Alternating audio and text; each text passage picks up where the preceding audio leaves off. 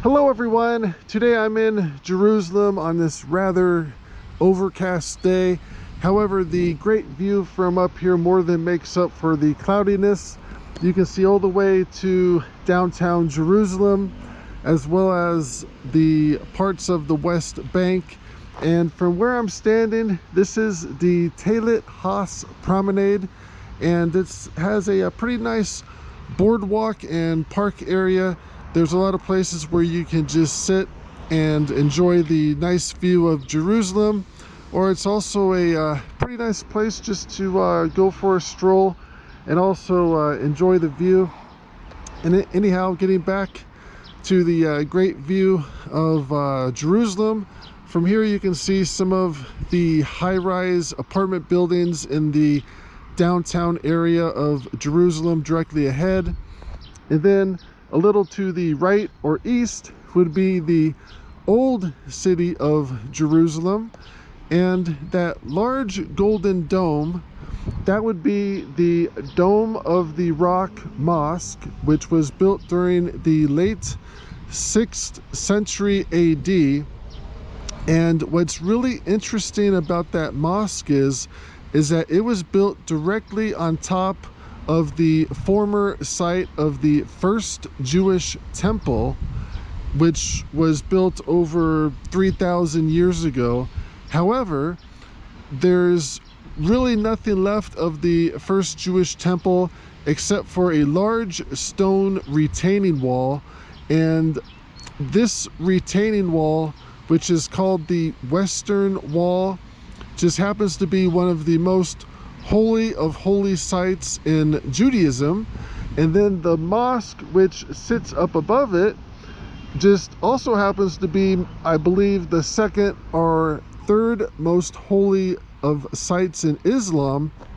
So basically, you have the situation where not only do Jewish residents of Jerusalem have to share the city of Jerusalem and this valley with the Palestinian residents, but they also have to share what is basically a 1 block square area. And it's rather interesting how they have that part of town configured. And then looking further east, that would be the start of the West Bank, and pretty much I would estimate about 3/4 of the land that you see here would be considered contested Palestinian lands. Basically, East Jerusalem as well as the parts of the West Bank would be considered Palestinian lands prior to 1967. And what's also interesting is not only is Jerusalem the capital of Israel, but the Palestinians also consider Jerusalem the capital of their future state of Palestine. And as far as how we got to this situation, it dates back thousands of years. Some people look to the Old Testament to where there's passages where God gave the Jewish prophet Abraham the promised land, which some consider to be the what encompasses most of the state of Israel.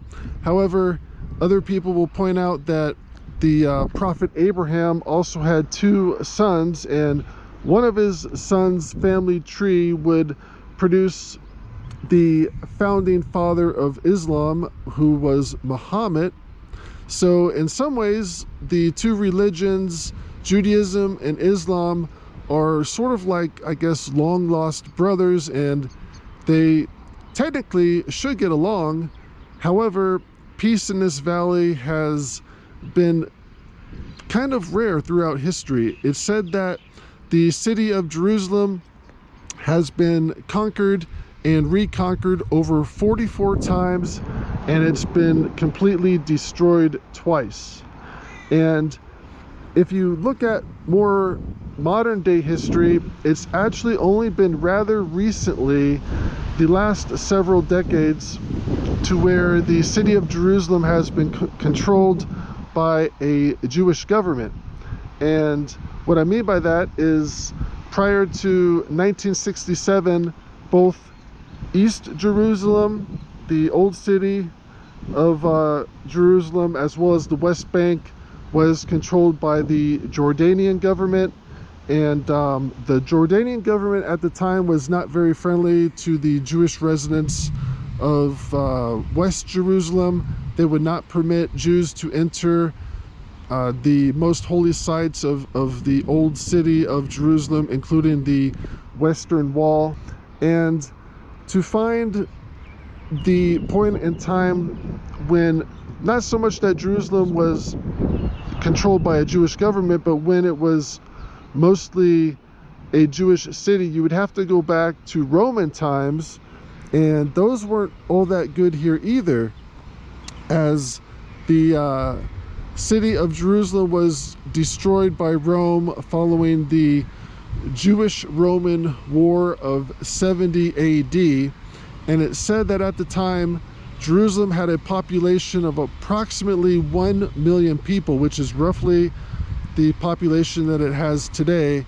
And following the war, it said that almost the entire city of Jerusalem was destroyed. The Jewish temple, which had been rebuilt at that point, was also destroyed. And it's also said that nearly all the residents of Jerusalem were either killed or would be sold into slavery in the Roman Empire. And basically, it would take the last 1700 years or so for the city of Jerusalem to once again be repopulated by Jewish residents. We are now in East Jerusalem at one of the historic entrances to the old city, where some of the most holy sites in the world lay directly behind these walls. And just across the street from the entrance to the old city, they have a pretty interesting shopping district right here as well too. There's a lot of little stores, restaurants, groceries. And anyhow, continuing on to the old city gate.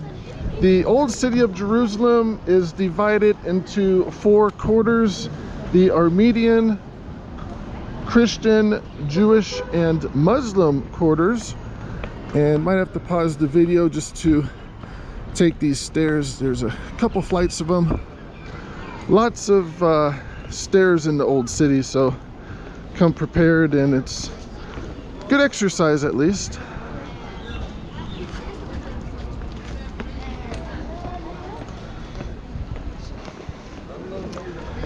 And finally down the stairs, continued on. So for those 3 religious groups, the Jewish, Muslim, and Christian, the old city of Jerusalem is a very important city. For Jews, Jerusalem is the most important city in the world because just several blocks through this maze of passages in the old city is the Western Wall, which is all that is left of the first Jewish temple, which was built over 3,000 years ago. And then for Christians, Jerusalem is the site of Jesus' crucifixion and later resurrection, where the Church of the Holy Sepulchre was built during the 4th century AD. And finally, for Muslims, Jerusalem is the 3rd holiest city after Mecca and Medina. Muslims believe that Muhammad was transported on his horse by God from Mecca to the Al-Aqsa Mosque here in Jerusalem, where he then visited heaven all in one night. And all 3 of these holy sites are within about 1,500 feet of each other, even though their history spans thousands of years. So once you're in the old city, everything is rather close, but just be prepared for a lot of walking and lots of steps. And we have finally arrived at the Western Wall, which is this large wall structure directly ahead. And at one time, the Western Wall was basically the foundation or the retaining wall for the first Jewish temple, which was built directly on top of the retaining wall. However, that temple is no longer there. There is the Dome of the Rock Mosque that was built in its place, and from this vantage point you could just see the very top of the dome. See if I can walk a little further, and there you can see some more of the golden top of the mosque. And then adjacent to the Dome of the Rock Mosque is the Al-Aqsa Mosque, and that would be it right there. And then it looks like this wooden structure that they have, this appears to be for a separate entrance to the mosque, and then on the other side is the entrance to the western wall.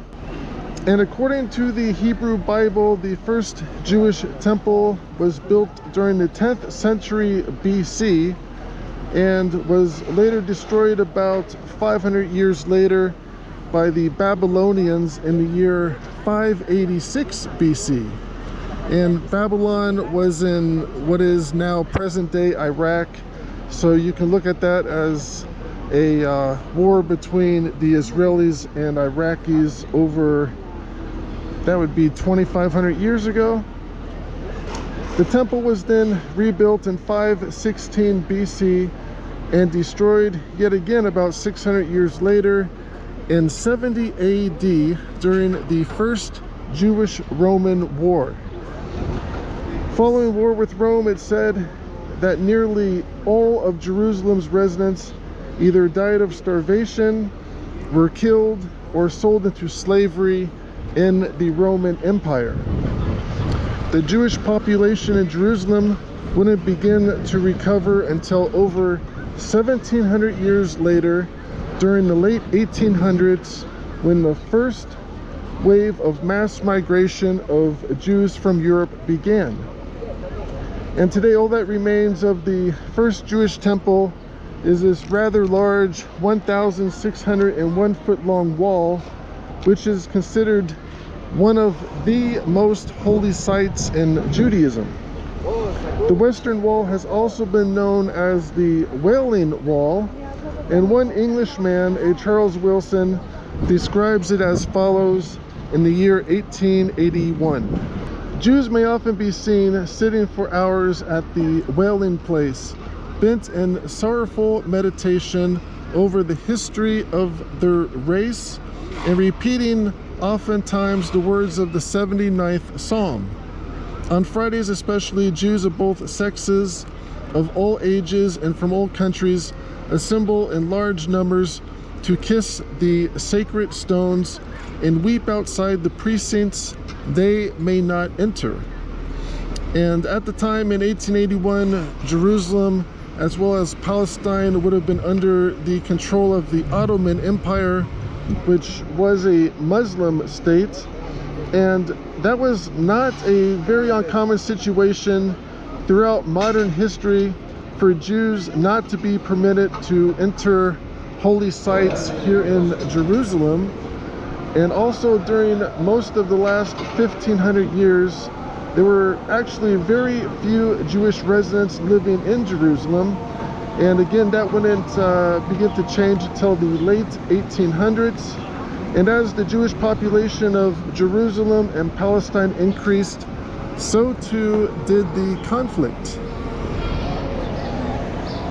One of the worst riots to occur here in Jerusalem took place in 1929 over a disagreement involving Jewish access to the Western Wall. Leading up to these riots, groups of Jews and Muslims both protested, and it started out rather peacefully. One protest by Jewish residents had up to 6,000 participants, many with staves or wooden sticks, who marched through Jerusalem to the Western Wall shouting, "The wall is ours," and then singing the Jewish anthem. Rumors began to spread that Jewish protesters had cursed the name of Muhammad and had attacked the local residents. Muslim residents then staged their own protest through the area of the Western Wall, which of course is a known sacred Jewish religious site.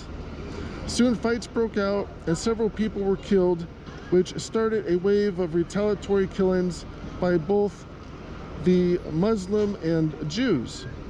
The riots began on the 23rd of August 1929 and lasted for 6 days, killing 133 Jews and 116 Arabs throughout Palestine.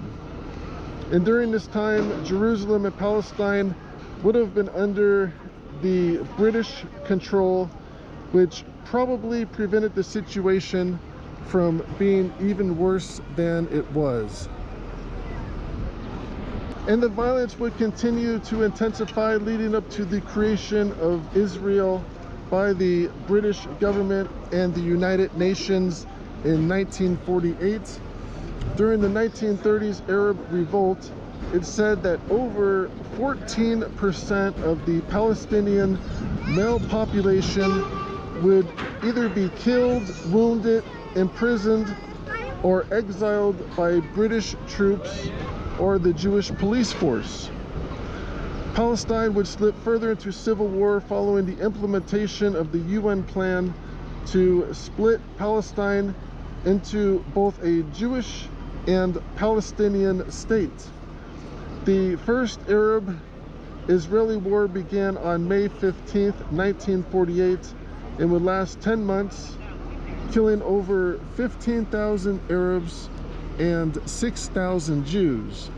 So they call that the first Arab-Israeli war in 1948. However, if the Palestinians lost over 14% of their population during the 1930s in conflict with the British and Jewish population, you can almost look at it as it's just been a continuous civil war.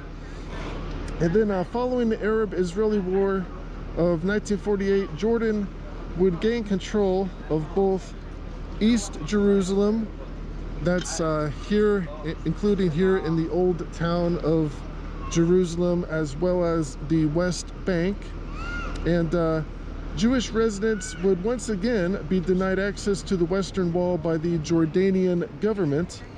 It wouldn't be until the Six-Day Israeli-Arab War in 1967 that the Western Wall was again reopened to Jewish residents when Israel took over East Jerusalem and the West Bank following the war.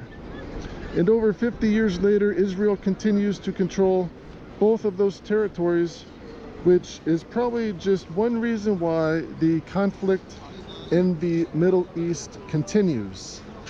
And after about a 10-minute walk, we have finally arrived at the Church of the Holy Sepulchre, built during the 4th century AD by the Roman Emperor Constantine, who was the first Roman emperor to convert to Christianity. Following the Jewish-Roman War of the 1st century, Jerusalem had been so far destroyed that a new city had been built within Jerusalem called Aelia Capitolina. The Roman Empire itself would also fall approximately 100 years after this church was built. The Church of the Holy Sepulchre would be rebuilt several times over the last 1700 years after being severely damaged by earthquakes and fires. Some of the calamities to occur to the church include during the year 966 AD, a riot broke out in Jerusalem due to the defeat of the Muslim armies in the region of Syria. Rioters burned parts of the church and murdered the acting priest John VII. In the year 1009, the church was completely destroyed in an Islamic campaign against Christian places of worship in Palestine and Egypt. This act would later give rise to the Christian Crusades several decades later. The Church of the Holy Sepulchre would then be rebuilt in the year 1048 AD. During the Crusades of the 12th and early 13th centuries, Jerusalem would be ruled by various Christian rulers, and by the mid-13th century, Jerusalem was once again under the rule of an Islamic government. Muslim rule of the city would continue until the defeat of the Ottoman Empire following the First World War.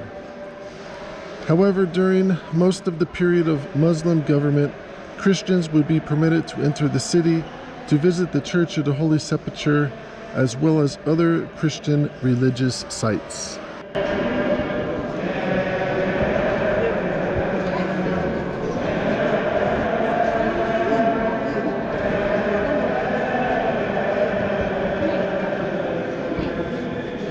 Grocery shopping in Jerusalem.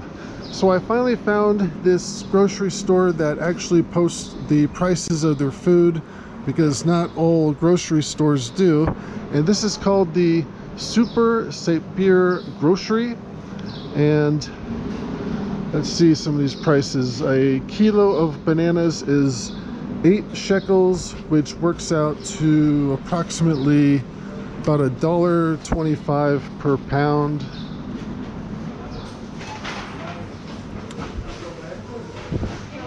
And here's some more fruits and vegetables. Tomatoes are about 9 shekels, which would be maybe about $1.40 per pound. More bananas. And here's apples. Green apples, 14 shekels. Those are kind of expensive. That would be almost $2 a pound for the apples. So fruit overall isn't too bad, but pretty much everything else is rather expensive. And here's some frozen pizzas. When they're not on sale, those are 30 shekels each, which would be about $8. And here are the breads, and these would be looking for the price. 14 shekels for a loaf of bread. That would be about $4 for a loaf of bread. And here's some frozen green beans. A bag, looks to be about a 2-pound bag, is 18 shekels. That'd be $5 for 2 pounds of frozen vegetables. And there's the meat section, which they don't really post the prices for the meat, but here's dairy. 1 liter of milk is 7 shekels, which is about $2. And more dairy, here's yogurts. And 1 yogurt is 6.5 shekels. That'd be about maybe $1.60 for the yogurt. Then here's a familiar brand, Yoplait. And this pack here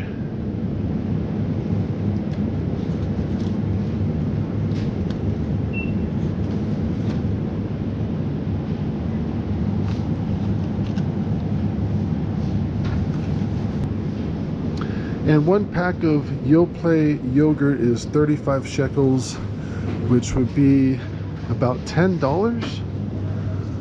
I believe that was an 8-pack of yogurt. Rather expensive yogurt there. And then here's some lunch meats, and these are 16, 17 shekels each, about $4 a pack for the lunch meat.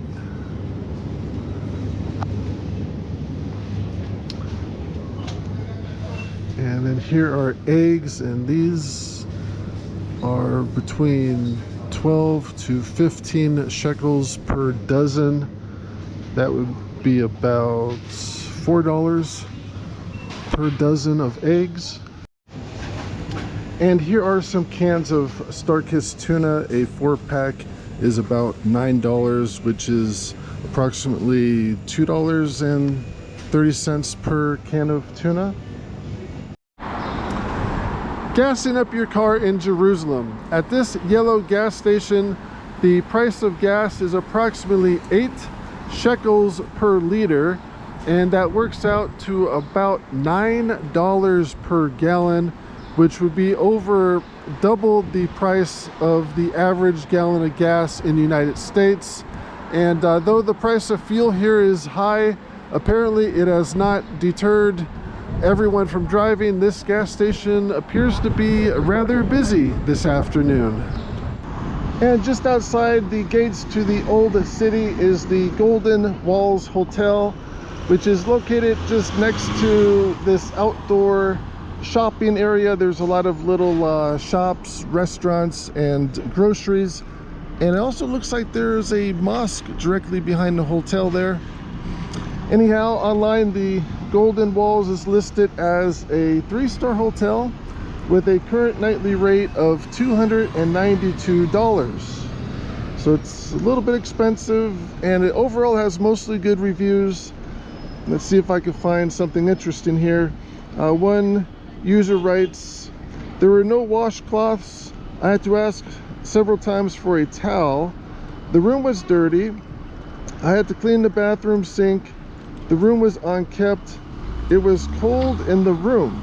I recommend a cleaning staff change. So bottled water should be in the room as a gift. One bed had a stain on it. The food is good but always cold. The staff just cleaned the room. They didn't change the sheets. One lady flushed the toilet but didn't wash her hands and put towels in the room afterwards."